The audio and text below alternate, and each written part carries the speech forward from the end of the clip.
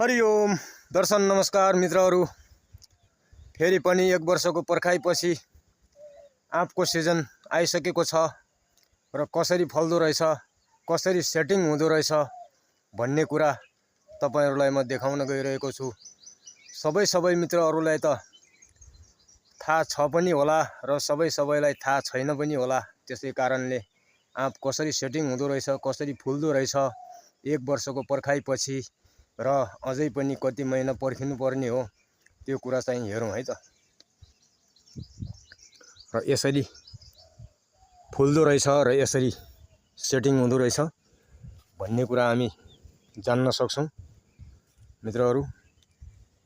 सायद सबैलाई थाहा नहुन सक्छ आँप कसरी फल्छ र कसरी सेटिङ हुन्छ भन्ने कुरा यहाँ देख्न सक्नुहुन्छ।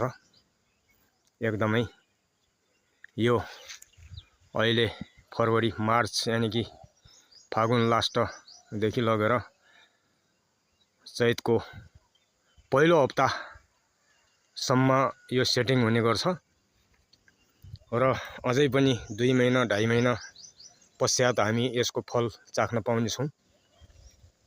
ल हेर्नुस् यसरी सेटिङ हुँदैछ। यो सानो सानो दाना चाहिँ यो